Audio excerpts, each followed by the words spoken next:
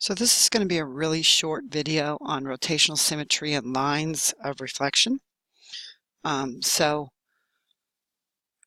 me go ahead and go through this. The first thing I want to do is state the lines of symmetry. So I'm going to start drawing these through here. Got one there. Whoops. I don't know what that was, y'all.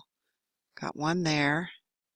Got one here. So we're at 3, 4, through the points 5, through these points 6.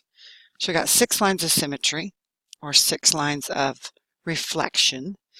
And then when we do this, when we find the degrees of rotation, we're going to take those and we're going to divide those into 360 because that's a whole circle. So that would be 60 degrees. So that means our degrees of rotation, or rotational symmetry, is 60 degrees. That means if I rotate it 60 degrees, it comes back on itself. Rotate it another 60 degrees, come back on itself, that kind of thing. So this next one we're going to do is there and there.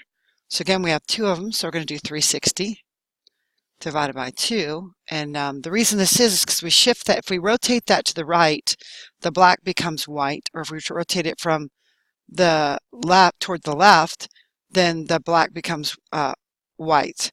White becomes black, black becomes white. So that's not rotational symmetry. It's got to look exactly the same when we land on itself. So again, this is going to be 180. So that's 2 lines of symmetry and 180 degrees. Our next one is a triangle, and you guys are going to start to see some patterns here as we work through these. So I went through the vertex in the middle of the opposite side, through the vertex in the middle of the opposite side, through the vertex in the middle of the opposite side. So here again, we got 3 lines of symmetry. So we're going to take our 360 and divide it by 3. That's going to give us 120 degrees. So this is 3 lines and 120 degrees. Our next one is got 2. Sorry, can't draw today, obviously.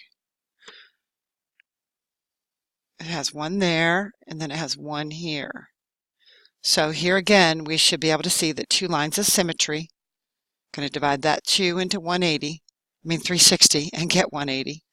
And you should be able to see that if I flip this thing all the way over, top to bottom, then I'm going to have the shape back on itself again.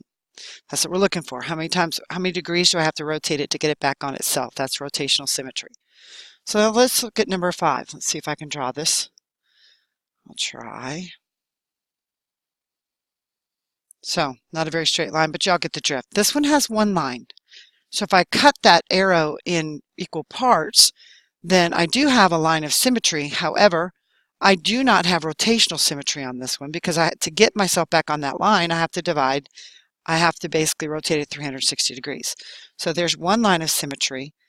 And if I'm going to write 360 here, because I have to rotate it 360 degrees to get it back on itself, it does not have rotational symmetry. So the answer there is really no.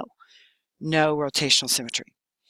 So go ahead and work the rest of this, and the answers will be on eClass.